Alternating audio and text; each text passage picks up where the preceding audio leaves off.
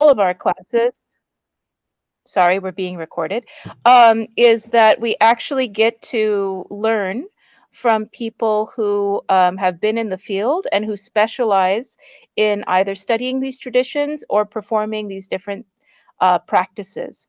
And I think it's not often that we get to hear from somebody who works with the indigenous communities in Malaysia. So I really do thank Dr. Claire for coming and speaking with us about the Mahmeri. So without further ado, Dr. Claire, please proceed. Hello, good afternoon, everyone. Nice to meet all of you. And I heard that some of you will be coming for the field trip to the Tianghua Kwok Bin Chinese School for the Meri workshop. All right, so I hope to see some of you there. Right, so today's lecture is, I will admit to you that it's going to be a little bit kelam kabut because Dr. Patricia invited me yesterday and we talking more about rituals than talking about relating ritual, theater and ritual to the Meri rather than just talking about the music. So I kind of have to revamp my lecture. But it's okay. I think it's good. I think in chaos is where we actually find order. So I'll put you all into chaos. That's where postmodernism theories lies, and then you all can find yourself in that chaos. I think it's a good try. All right. So I'm going to now start sharing my slides. I can't. You need to allow me to share slides, Patricia. Yeah, I'm doing that now. Okay. Okay, you should be able to share. Okay. All right. Okay. Let me share with sound. Optimize for video. Okay. All right. Okay, you can see my slides now. I didn't enlarge them. Is that okay? Okay. So, right. Okay, so it's kind of Meri rituals as performance. So I'm going to take you all back from future backward in this talk. So I hope you all can just, train your mind to think in all sorts of ways. Right, let's talk about just really brief intro on the Orang Asli. So I hope some of you all actually know that we have indigenous people in Malaysia as they're called the Orang Asli, and there are 18 subgroups of Orang Asli in Semenanjung, Malaysia, in the peninsula. So I'm not going to talk about the Sabah Sarawak, just focusing on the Orang Asli, the indigenous minorities of Peninsular Malaysia. So in Peninsular Malaysia, there are 18 ethnic groups. As you can see, they are subdivided into Negrito, Senoi, and Aboriginal Malay. So each group is subdivided again into 6 smaller groups. And as you can see, the population here, the population is really, really very small. Can you imagine there's only like 232 Kiensiu in Malaysia? Yeah, and altogether, the Orang Asli are like 147, 412 in about 5% of the population of Malaysia, right? Okay, let's go on. That is in 2004.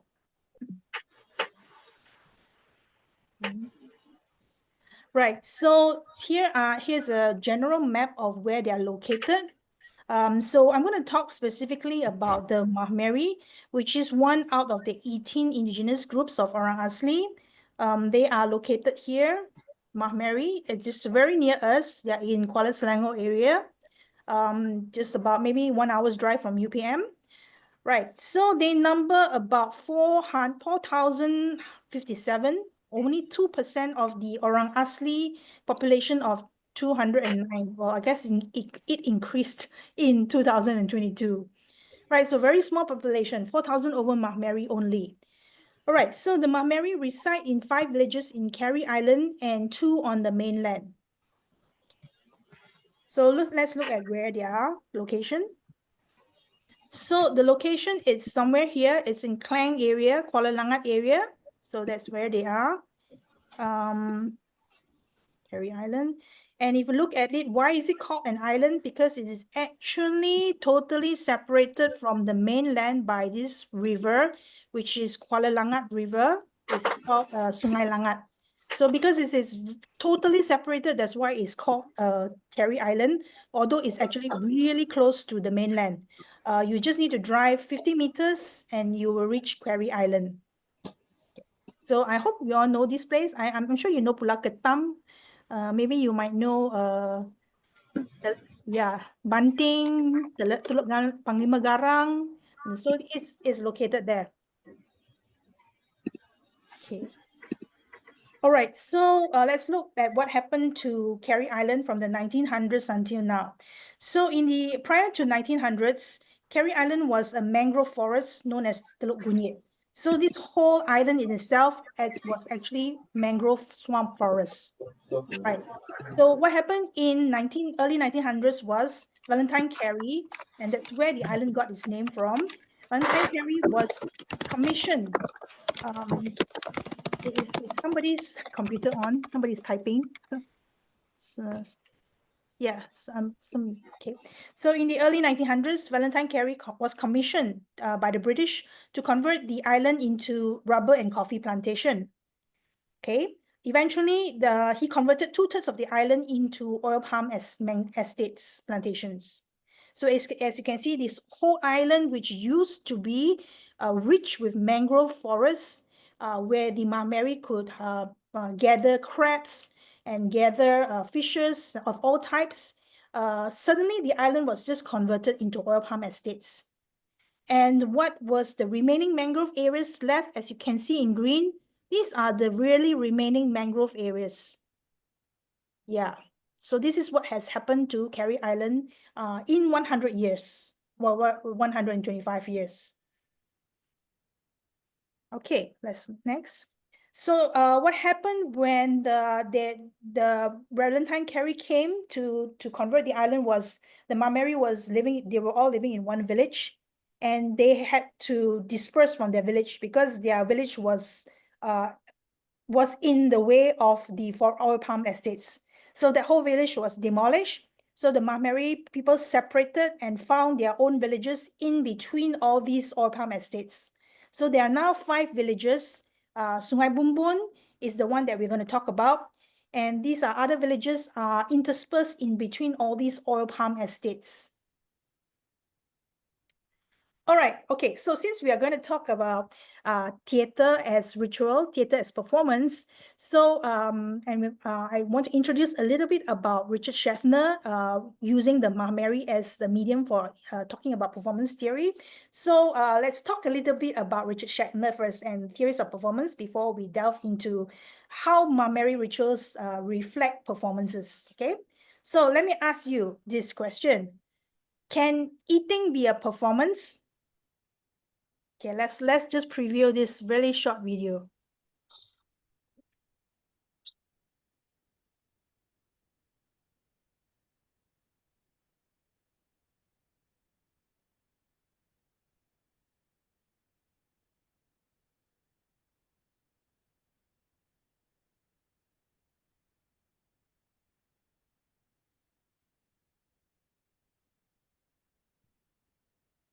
All right, so you can hear the music, right? I hope you can see the video and hear the music. Right, so the question is to every one of you, is eating just eating, or can eating be a performance? And how can eating be a performance? Can anyone answer yes or no? Can eating be a performance, and how can eating be a performance? No ideas yet? Okay. Yes, somebody wants, yes? Yeah, I think eating could be a performance. Like Hmm. like they have a narrative to it, like or drama to it. Yes, you can add drama to Yeah. how you eat, right? Yeah. So in mukbang, why are people so interested in watching mukbang? I mean, it's just eating, right? Does each individual have some kind of performativity to the way they eat? Okay, let's look at this. Right, there are ways that you can perform your mukbang so that you can be more attractive to the viewers. Maybe the way you show how slurpy the noodles are, or the way you hold the drumstick. Those things are performativity. So you perform your how you eat, okay, in mukbang. All right, so let's go back to the theory of Richard Shatner's theory. Okay, so let's look at performance studies theories. So in performance studies, Richard Shatner examines human actions, behavior, and cultural expressions through the lens of performance. So he's looking at everything we do, every single thing you do, but looking it through the lens, through the lens of performance. Okay, so Shatner says that performance is not just limited to something you see on stage, like something that is set for you and you are the audience watching a concert, or you're watching that is a stage show. It's not just limited to that. He said performance can be enacted through sacred and secular rituals and everyday activities. So performance could be religious rituals. It could also be everything that you do every day could be a performance. So that is his theory. Okay, so how does that apply? Let's talk about. Okay, so for today, I'm just going to talk about 3 of his theories, and using Meri to sort of give examples. So the first one we're going to talk about is Richard Shatner has broad definition of performance. I already explained how he broadens the idea of performance. And second is performance is twice behave and restored behavior. And performance is in liminality and transformation. So I'm going to talk about these 3 theories.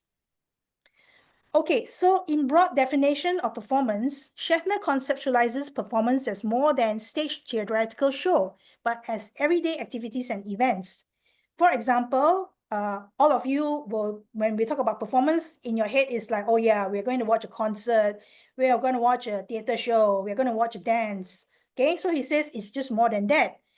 He says even if rituals, which are sacred and religious, can also be performed, be a performance.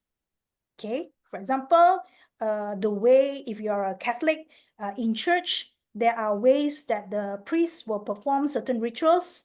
Okay, so that ritual, he says, Richard Shatner says, can be also a performance. Okay, you're not just doing it, you can actually perform that ritual. Okay. Okay, next. He also says that everyday life, even the way when you're cooking at home, that could be a performance. How you present yourself at the gym, what you wear at the gym, how you look at the gym is also a performance of your identity. Yeah, you know, like how you put on your iPods, sorry, what's the iPod? Earpods, yeah, yeah. How you dress, what kind of brand you wear, and how you even climb on top of the treadmill, how you move on the treadmill. All those things are a performance of your identity. Yeah, so he asked us to look at everyday performances as look at the identity of the person through their performances. Okay, so yeah, you as a student, the way you what you take to how you come to work, how you come to school. Do you come by Grab? Do you come by your chauffeur drives you here? The way you get out of the car, the way you present yourself, all those are performance of your identity. Okay. So okay, so beside everyday life, you also have social performances, like how you greet people, how you say something, and whatever are also considered performances. And of course, last, the influencer in you, if you are, social media is totally an act of performing. Okay, so now, can someone give me an example of how they maybe perform their identity every day?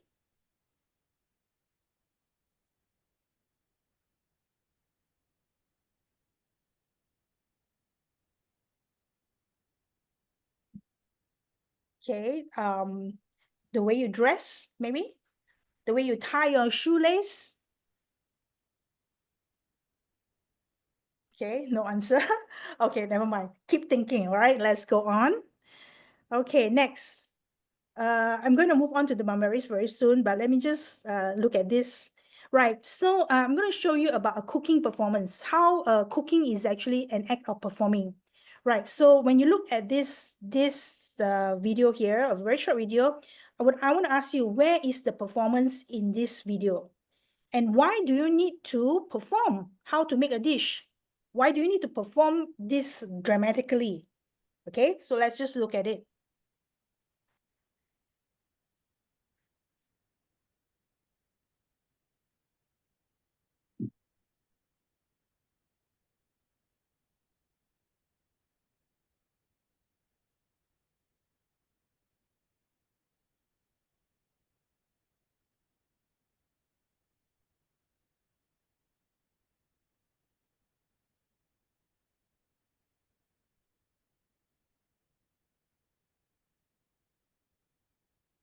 All right. So, can someone just randomly want to tell me, where do you think is the performance in this, and why do this person need to perform how to make a dish?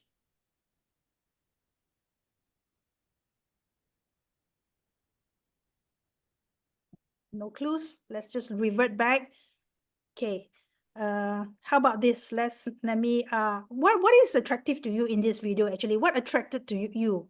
What are the main components that attracted you? Is it the egg, or the dog, or the egg yolk flowing out from the pouch egg, or was it the avocado, or the way you slice the egg?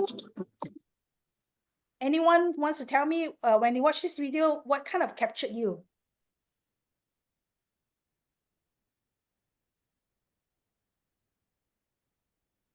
Nobody? Anyone has any idea? I mean, it's a very simple question, just something that you caught your attention. No right or wrong.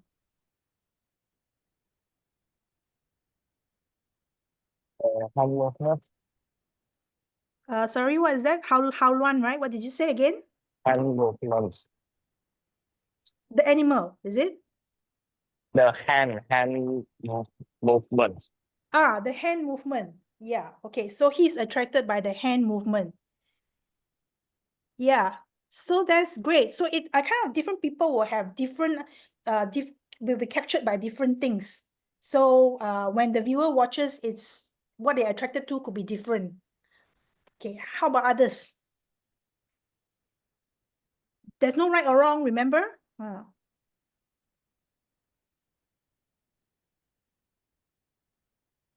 Anyone? No one likes to eat pouch eggs. Yeah. It attracted the end. At the end results attract me because I see like the deliciousness, like the deliciousness and like the nutrients like on the dish. It attracts me. The nutrients on the dish. Sorry. Yeah, the garnishes on the dish and the ingredients on the dish Oh, the attracts me. ingredients. Yeah. So the ingredients, maybe sometimes could be the color, the color combination that attracts you. Okay, so again, these are all performances. Nobody purposely zoom in on the video to show you certain things or to show you the egg yolk coming out. It is something that the filmmaker or probably have discussed and what they want to zoom into as a performance. Right? So you need to think about this when in future, if you want to be an influencer, eventually if you want to showcase your videos, cooking videos, you need to think of what angle you want to highlight, what colors you want to use. These are all performances. Okay, so an everyday activity like that could be highlighted to being a performance. All right, so let's look at the next one. Okay, so let me talk about this. Okay, so this is the Main Jo'o, right? So the Main Jo'o is actually the rituals performances of the Meri. So the Meri people, they perform this ritual every year during a ceremony called the Ari Moyang, right? So when they perform this, they dance around can you see in the middle, there's a triangular thing here. So they dance around a triangular mound, which is symbolic of something. I will tell you what it is later. So they dance around this mound and they have certain movements that is related to the song that they are singing, dancing to. Okay, so the question is now, let's just view it first.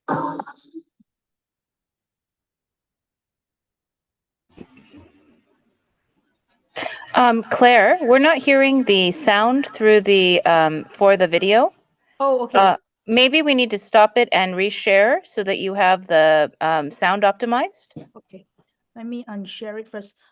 I optimize. Oh, okay. Now I need to share the sound and optimize the video again. Okay, wait now. Stop share. And share sound optimize. How come I can't optimize for video sharing? It's weird. Yeah, I can't seem to optimize for video sharing, but I can share the sound. Okay, let's see whether it works. Can you hear? I can hear, can hear.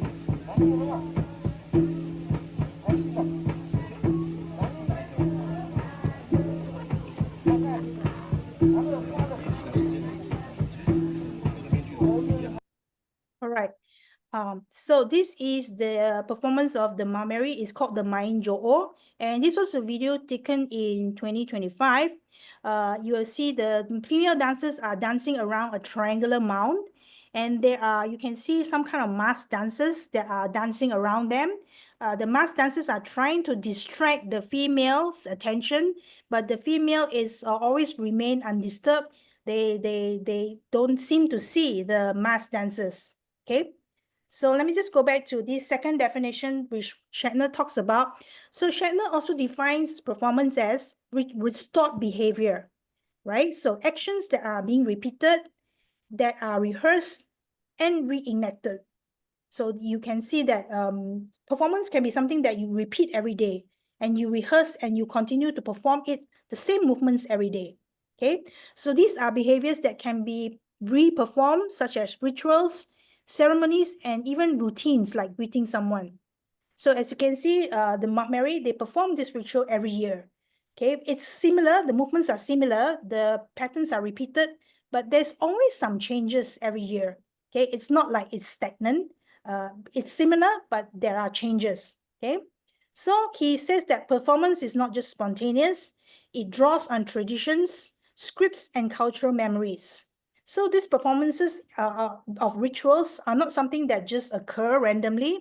It is also based on many, many years of memory. Okay, cultural memories that is passed from the ancestors, and then sometimes it's scripted, sometimes the movements are similar. So there is actually some pattern to it that is brought along and inherited.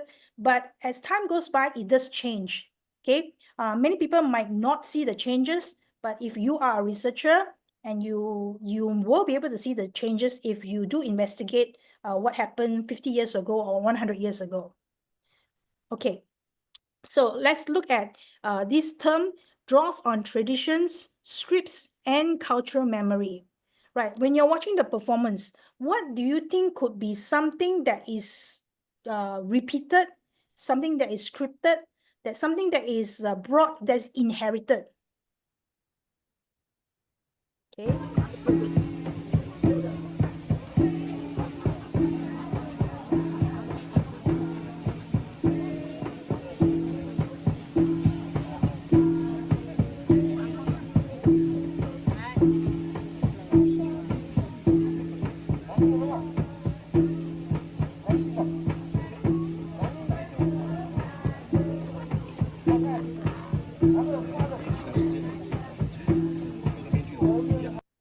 Okay, so what do you think are some of the things that are inherited that doesn't really change that much?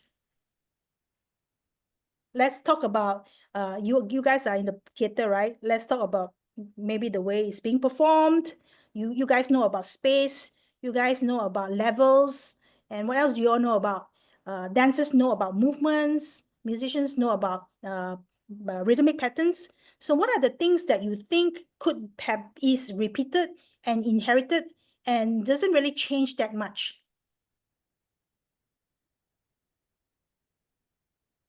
Come on, guys. You guys are in Asian theater, right? You guys, you all perform, right? Don't worry, there's no right or wrong. Okay, I'm not here to judge. Maybe the costume. Ah, good. A good thing to talk about. We will talk about this more. You think that the costume remains quite similar throughout the time, right? It doesn't change that much. Yeah. Okay. So Ziying says the costume doesn't change that much. It's something that is a tradition that is brought on from the past. Okay, how about others?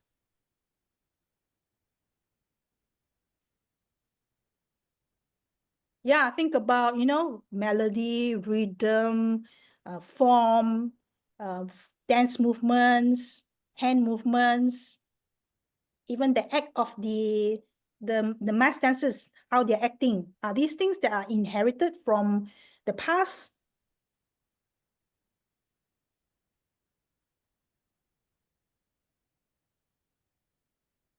I think the things the girl that are surrounded, the things also like inherited by their ancestor. Oh, yeah, okay. You mean the surrounding, they're dancing around the mound, right? That triangle thing. Yeah, okay, so that's good. All right, let's continue to discuss. Good seeing the good reflection about just go forward. Right. So correct, it's true. Dancing around the mound is something that is being inherited. It's something that has to be there. If it's the mound is not there, it's not really the Main Jo'o anymore. Right. So why? Because there's a story. The story of dancing around the mound is reenacting the myth of the origins of the Meri. So the story of their origins is in them dancing around that mound over and over again. Okay, so what's the story here? I'm going to tell you the story. You can read the story here. So the story is like this. The dancers will dance around counterclockwise. Okay, it has to be counterclockwise.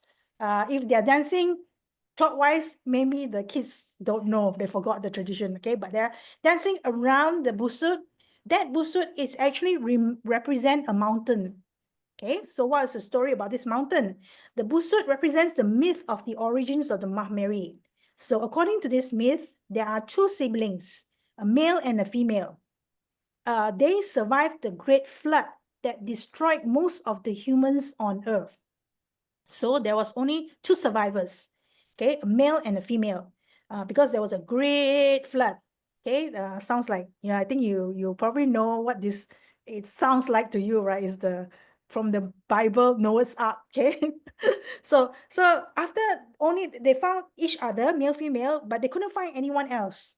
Okay, so they decided to search for more survivors. And then they decided, okay, let's go and look for other people.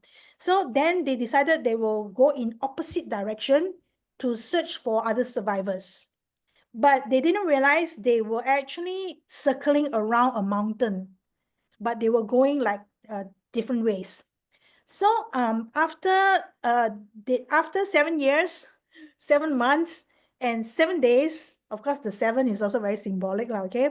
They cannot find anybody else, but they met each other again, right? So it's like, okay, so we can't find anyone else. So what can we do? So they decided, okay, let's just procreate and make the next generation, produce the next generation. Okay, so this is the myth of the story of the origins of the Meri. And they do believe that they are the first people on the earth, and they do believe that they are the people who populated the next generation. Okay, so originally a male and female that form, okay, so yeah, that's it. So that myth is actually enacting their myth of origins in Semenanjung, Malaysia. It's telling the story that we are the people who were here like before anyone else. Okay. Yeah, so correct, Jing, correct. That thing has to go on. That is something that is inherited. Okay. So now, what has changed? Okay.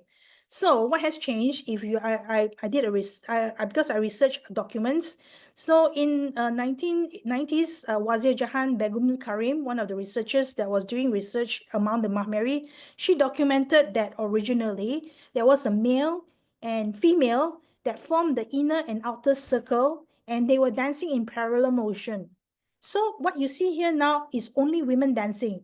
But when you look at documentation, Wazir talks about a male circle that was dancing in the outer circle, and the female was in the inner circle. And they both move in parallel motion, okay, to remind their descendants to avoid the act of incest between siblings. Okay, so after the procreation, then one of the Moyang told them, you can't do this. This is against the, you know, the law of order. So you guys have to stop practicing incest. Okay, so why the male and female were dancing in parallel motion is so that to avoid meeting again. Okay, it's so that they avoid the act of incest. Okay, but okay, what has happened today is you don't see the circle of men today. It seems to have disappeared. So tradition is changing. It's not always stagnant, although there are some things that remain, some things do disappear. Okay, why did the circle of men disappear? Is a good question. Maybe y'all can think about it, okay? Okay, let's go on. Okay. All right, okay, just now Ziying talked about costumes that don't really change. All right, let's not talk about costumes. Let's talk about the triangular mound. Okay, look at this triangular mound. On the left, on the right is a triangular mound that they made in 2022. And on the left is a triangular mound they made in 2023. Right? It's a mound, a triangle, but the decorations are always different. Okay, why are they different? Can anyone answer me? Why do you think they are different?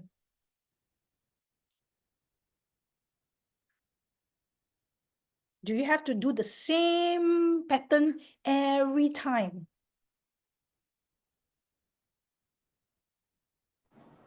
Is it because they're trying to tell different story from different years? Yes, you can say they're telling a different story of their identity. The people who make the mount, they are not, not frozen, right? They have ideas, they have creativity. So as long as it's a triangular mount, which represents a mountain, you can insert your creativity into the mount. Whatever happens today, or maybe it's sometimes lack of resources. Okay, sometimes like, oh yeah, you look at this one, this is very yellow, right, and very green, and this one is like a little bit dry here. Everything looks a bit dry, so it could be indicating to you that maybe the resources are lacking. Maybe, as we know, mangrove, Carey Island used to be a mangrove area, and these are things that you actually, these are nipa leaves.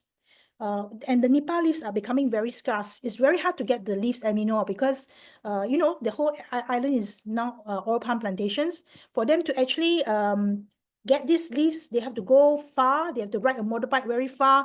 And to some areas, we still have this pohon nipa. Okay, so maybe it could be indicating that there are lack of resources. Okay, and then they continue to use the very dry leaves. And actually, you can see this is true. Look at the costumes in 2025. They are continue using the recycled costumes because of lack of resources. Maybe if you are looking at earlier years, they are always taking the new leaves, very fresh green and yellow leaves. But now they are recycling their costumes. Yeah, so all performance can be indication of issues that are happening in the environment.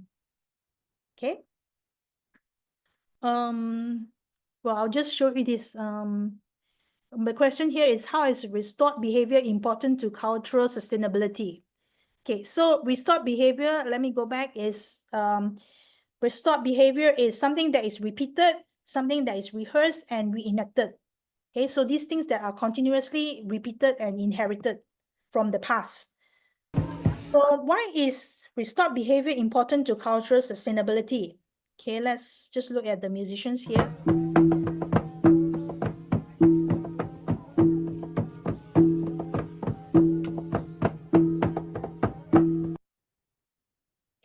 So why do you think that doing something that is repeated, something that is the same, why is it so important to cultural sustainability?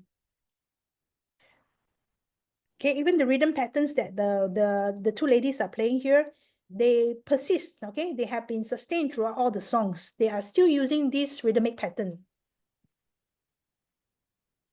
Okay, never mind, let's go on. Anyone wants to answer?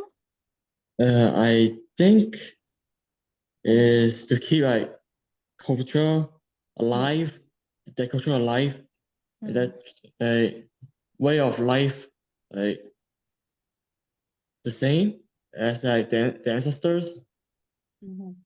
Yeah, correct. So is to when you repeat something that's repeated, you sort of like maintaining some of the your cultural values. Okay, although you are changing, these kind of repeated performances kind of maintain your cultural values, who you are in the context of your country. Okay, so that's why repetition and continuous performances of the same thing is important to cultural sustainability. Okay, let me go on. I have a better Patricia, we have until 1 p.m., right? Or can Yes, that's correct. We can, I mean, if you need to go over a little bit, can too, but I know you have another program going, right? okay, that's sorry, I told them I'll be late already. Okay, no Okay. worries. Okay. Okay, so here the Meri, okay, already dance around, and then yeah. Okay, so now I'll talk about the mass dancers. Here are the 4 mass dancers. So these mass dancers, who are they? Why are they in the Main Jo'o? Right? So the story goes is that the mass dancers that dance around the Main Jo'o represents the Moyang. The Moyang are the spirits that are around. So as you know, indigenous people believe that in nature, everything has a spirit. So if a stone has a spirit, the tree has a spirit, the leaves have spirits. So that's why the orang asli have a lot of respect for nature because there are spirits around. And if you kind of interrupt or you disturb something in the forest, the spirits could actually cause some harm to the human beings. Okay, so that's why the Meri practice a lot of care for nature, because nature sustains them for survival. So it's kind of a cyclic kind of I take care of you and you take care of me. Okay, so these are the 4 Moyang. They are Moyang Pongko. Okay, which way? Let me tell you, where's Moyang Pongko? The one on the top right. This one. No. Where's Moyang Pongko? Yeah, this is Moyang Pongko. Okay, there's a story about Moyang Pongko. Moyang Pongko is a spirit that if you are in the forest and you see Moyang Pongko, you better be careful because he's going to mislead you. On your trail. He will mislead you on your trail. Okay, so this is Moyang Pongko. So then you have down here on the bottom right, this is Moyang Tok Naning. Okay, so on Friday, we are going to perform the Moyang Tok Naning song. So this is the character Moyang Tok Naning. You can see his eyes, the black eye, the black part is like stuck together, right? Yeah, he's dizzy, he's got a headache. Okay, I'll tell you why later. Okay, he's got a headache anyway. And then on the left bottom is Moyang Putri Gunung Ledang. Okay, well, it's not your aesthetic for Moyang Putri Gunung Ledang, but this is Moyang Putri Gunung Ledang. Okay, and on your left, on the top here is Moyang Jaboy. Okay, you can see the nose, it's a funny nose here. So there are stories to Moyang Jaboy. So apparently, the people of Kampung Sungai Bumbun told me that these spirits, when they saw the Meri dancing, they requested to be part of the dancing team. Okay, so these Moyang, they wanted to dance together with the Kampung Sungai Bumbun team. So eventually, the Meri invited them, requested them, and so, after some time, they became part of the Main Jo'o ensemble. These 4 characters. Okay, because they wanted to join. So eventually the Meri carved some masks to remember them. So now they became part of the Main Joho ensemble. Yeah. And 100 years ago, these mask dances did not exist. Okay, it's a little bit recent. Okay, so this is where tradition changes over time. Okay, so the mask dances adapted. Okay. Okay, next. Okay. Okay, so let's talk about the Shatner's third theory about ritual and performance as a continuum. So Shatner argues that ritual and performance are not opposites, but lie on the continuum. Okay, it's not like this is ritual, this is performance. They are actually like, one. Okay, so rituals like weddings and healing ceremonies and performances like plays and concerts share similar structures, such as symbolic actions, repetition, audience, and transformation. So rituals can be performative, and performances can also carry ritualistic meaning. Okay, so just now we talked about how rituals are performative. Now let's think about how performances on stage can be ritualistic. Okay, let me ask you to think. What is a ritual in a classical music concert performance? Or if you are guys are theater, right? So I'll ask you, what is a ritual in a theater performance? Okay, ritual is something that is repeated, that is you do it every time in your theater performance. Every show you need to do that ritual.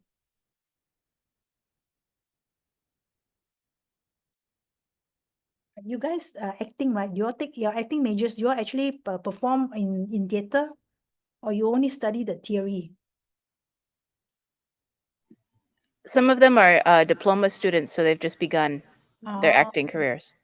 okay. So okay, so your the script, maybe the title of the drama that you want to perform may change, but there are certain rituals in theater that is the same. For example, when you start, maybe you need, I actually don't know for theater, but I know for concert you need a overture. Maybe for an opera you need overture.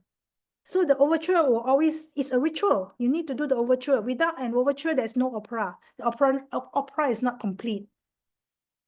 Yeah, so how about for any of you experienced acting, what is always you have to do?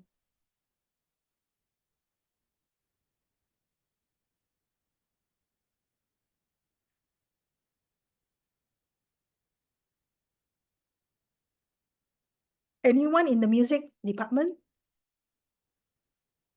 Okay, if not new music, I can give you an example for music. Okay, I guess some of you have gone to watch concerts like a piano solo or violin solo in maybe MPO or whatever, right? Some of you have watched. Okay, what is a typical thing you always see before the performance starts?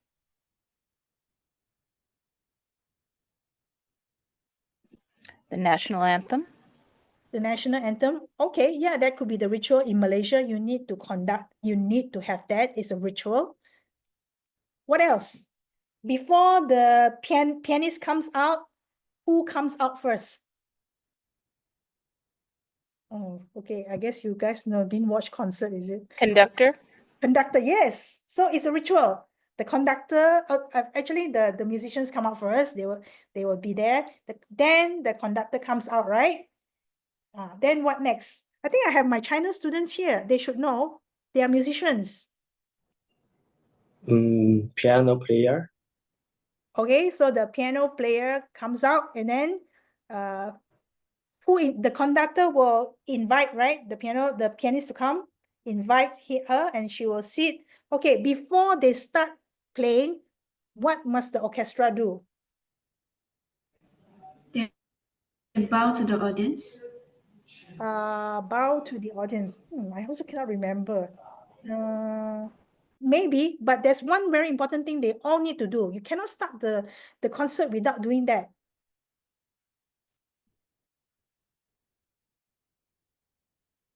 Anyone, the music students here, there are so many of my music students here.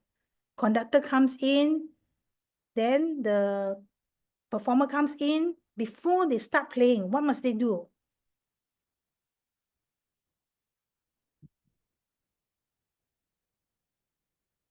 Okay, if you can't answer that, they need to tune.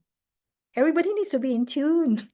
So the concert master, the person who's sitting on the left of the conductor, the first violinist, will stand up and start playing A. Then everybody will tune their instruments to that A so that everybody is in tune before you start playing. Okay, so this is when a concert is a ritual. Okay, so a performance can also be a ritual. There are rituals to performances. Okay, so think about that. Think about that when you are performing.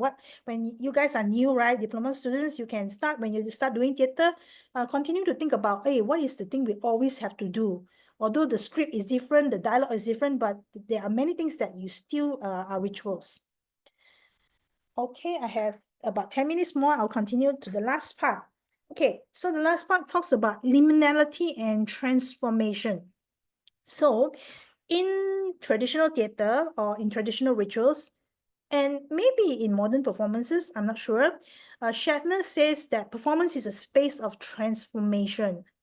So when you are in performance mode, something happens to you. You are in a different stage. You are in a liminal state. Okay, you are not in your ordinary sense. You are in another realm. Okay, in between and betwixt. Okay, so performance can change identities, roles, or states of being. Okay, so when an actor becomes a character, he is transformed into the role of the character. Okay, so he's not really himself. Okay, so when the dancers, I don't want orang asli performances in previously, they actually dance to a very hypnotic tune. Okay, so when they are dancing, they are sort of in another realm where after a while, they will release, this is a realm for them to release emotions. Okay, let me just see whether I have this. Okay, I do have this part here. Okay, so this last part. So I'm talking about 1900s now. Just now I was just talking about 2025. The videos I show you are very, very new videos. But here I looked back at a lot of archives and a lot of books that documented about the Meri performances in the early 1900s. Skid and Blackton, two anthropologists, they actually documented some information about the Meri. So in the before 1900s, what happened was the dancer wore a special headdress and held a special calf wand. So if you can look at their headdresses before 1900s, it's not like the one you saw just now. This looks a bit, well, I don't want to be ethnocentric, but no, I shouldn't say the word. It doesn't look untidy. It's just the way it is. Okay, it's the aesthetic of that time.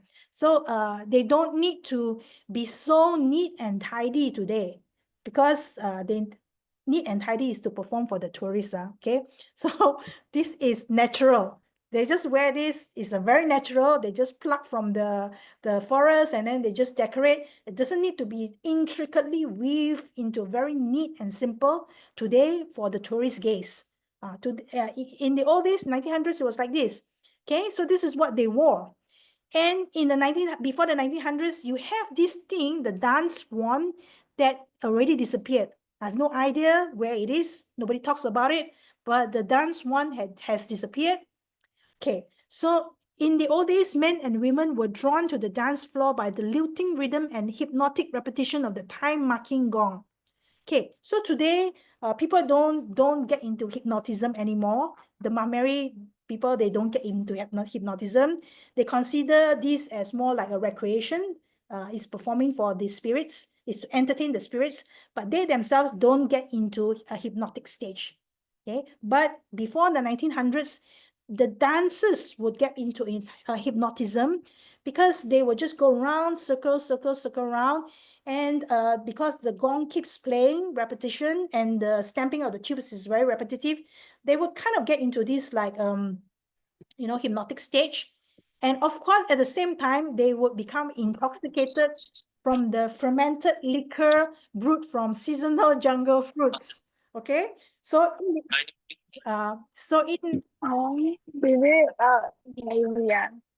yes, sorry. Okay, somebody is need to switch off their mic. So people, if you talk about drinking, people in the old days, they drink not to get drunk. You sleep on the because, floor? yeah, can Femina switch off? Femina, can you mute, please? Yeah. Okay, so during the these kind of celebrations happen after during the harvest season, where they had already had their I'll use the harvested their paddy, and they already got their crops. They already now they are already got the crops, so they will be giving thanks to the ancestors. So they will have ceremonies and dancing and drinking. Okay, so this drinking is not the liquor that you have. This is from fermented jungle fruits. It's very organic. Okay, it doesn't kill you, not the arak that will kill you. This is the healthy healthy arak. Okay, so people will kind of get high when they are dancing and singing. Okay, what is the function? Okay, the function in the old days was actually to release your emotions, to release certain things that are in you, that maybe you are angry about something. There's something that you need healing for. So during these festivals is where a healing happens. People get released of their longing, their loss, their emotions. And after they fall off, after they dance, they fall off, and then they wake up, they are revived, renewed, refreshed. Okay? So in the old days, this is how societies actually find ways to heal themselves, emotional release. And today you say music therapy. This is the music therapy of the old days. These are ways people heal themselves. Okay, but this is not practiced anymore today because there is a taboo about this thing. People think it's praying to the spirits is not correct. Getting drunk is not correct. Getting hypnotic and falling off the stage is not correct. So these kind of things have been kind of lost now. So now the Meri don't get into that state. Okay, so let's talk about future. By the way, if you talk about costume just now, Ziying, these were the costumes in the 70s. I don't want to go on to talk about it, but we can talk about how tourism has changed the costumes. Okay, but that can be a later discussion. But let me just go back to, let me just end today. Okay, let's talk about the younger generation today. So the thing is, they are not living in the mangrove areas, forest anymore. Okay, and they are living in the modern world where social media is very relevant to them. They are on social media every day. So do you think they want to keep performing the Main Jo'o? These kids.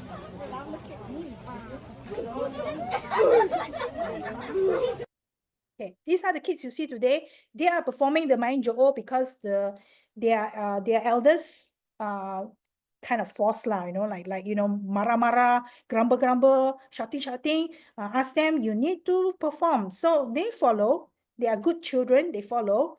But the question is, tradition is changing. Times are changing. And recently, I did an experiment with them. This is what they were doing. Are you ready?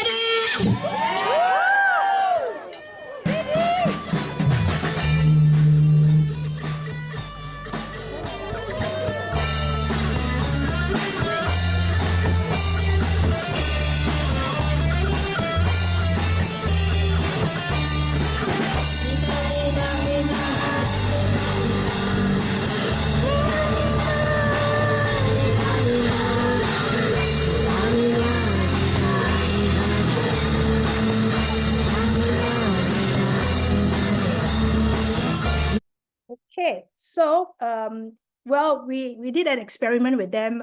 This is actually the traditional song called Song of Jaboy. They know how to sing the traditional version, but we decided that let's try a contempt version with them. And this is tradition. The song is still the same, but it's just that different instruments are being played, and the dance, they choreograph the dance themselves. So is this right or wrong? Should they be doing that? Who decides whether they should be doing that? Something to think about. Who is unhappy if they're doing this? Yeah. And I will end off with the last part. Okay, so these are the youths. They actually love to play live music. They play in bands. They have their own songs, but they are not allowed to perform during the traditional Ari Moyang. Okay, so but they are performing. They are making music in the village, but they're just not allowed to perform during the ritual. Okay, but because last year we did an experiment, we allowed the boys to do this. Then they kind of paved a way for these youth to perform their song.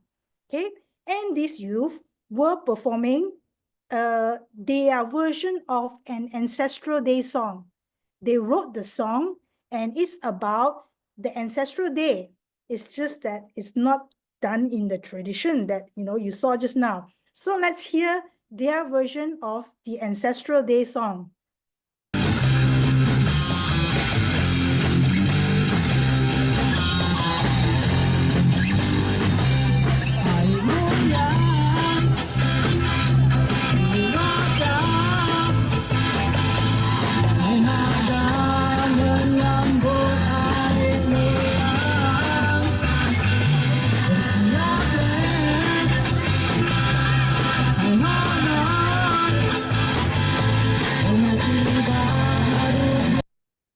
Yeah, so this is the modern version composed by the youth themselves, but it's talking about the ancestral day. So is this right or wrong? Okay, let's talk about that. Yeah, I'm open to discussion. So I guess I will end my talk with telling you that I have a book, a song book. If you want to learn the Meri songs, you can buy this book on Shopee. There are 9 songs. There are music notation, and there are lyrics, and there are the pictures. You can learn how to play the music, and the music is also. I also have a book. If you want to know more about the Meri, you can buy this from University Malaya Press. And the songs are all online. If you want to listen to the Meri songs, just Google songs of the Meri, and you can hear the YouTube videos of the Meri songs. Okay, so I think I open for Q&A and discussion.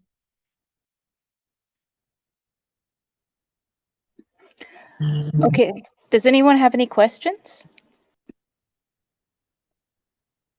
No, all good. Nope.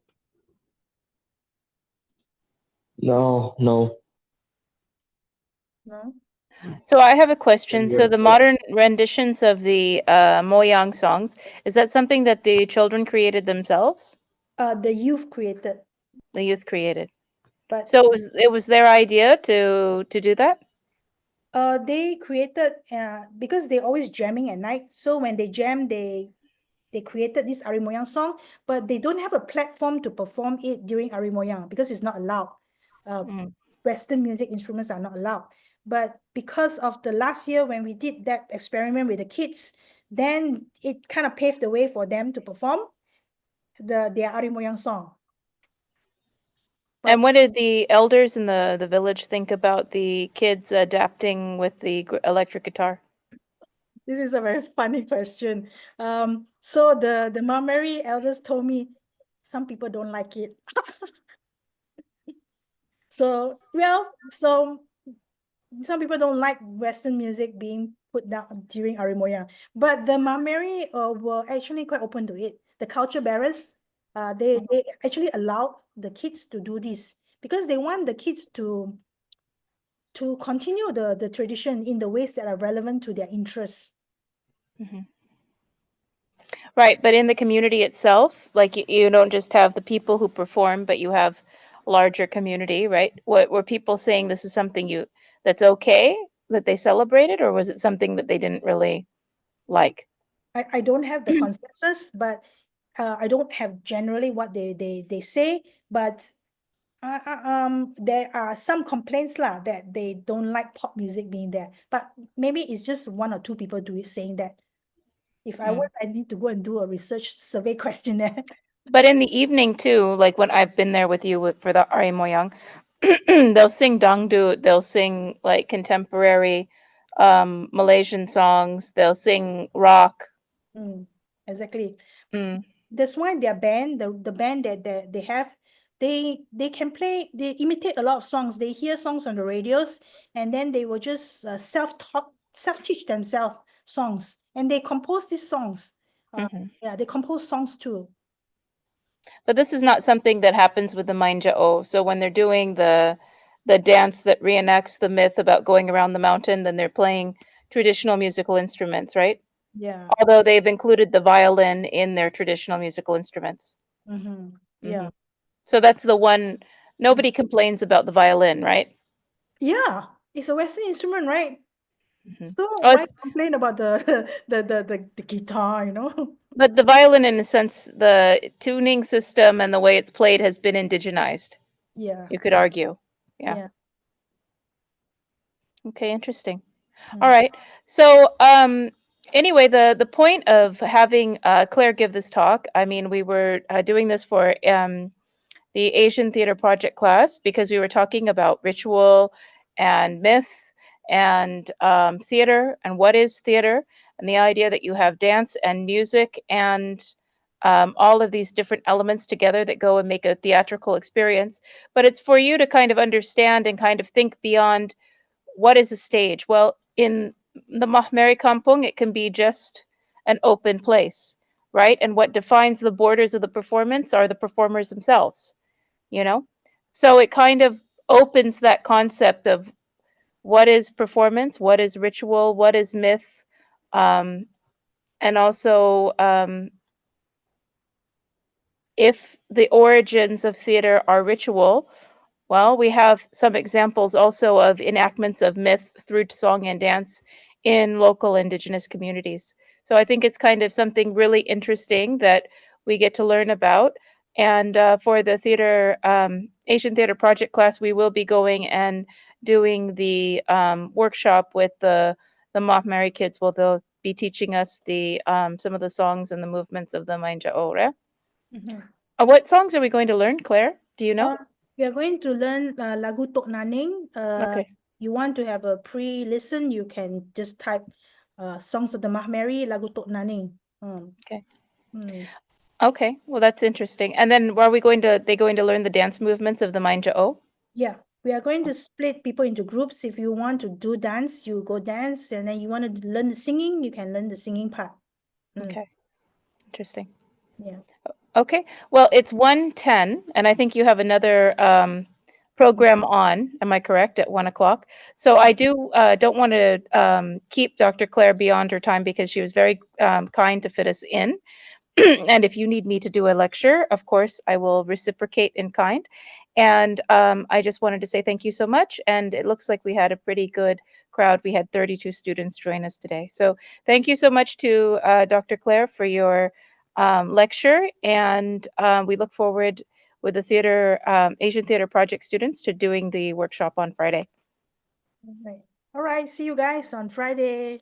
Okay, take care. Bye. Bye-bye. Thank you. Bye. Thank you. Oh, shall we take a photo?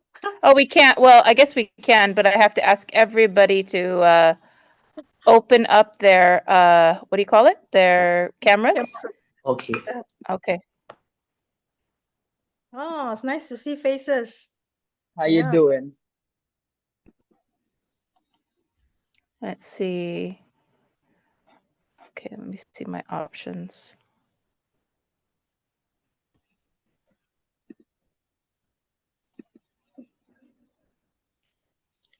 Okay, only a few of you have opened. Can you guys open your camera, please? And we'll take a quick photo and then we'll adjourn.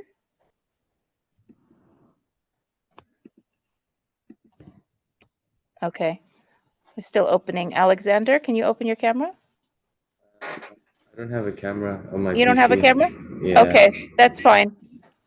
Then we'll just take a picture as it is. Okay, Okay. I can take. Okay. Okay, one more. Okay, There's one. actually 3 screens here, so Oh, 3 screens. Oh, yeah. Actually, I might ask Joycelyn, can you help in taking some screenshots too?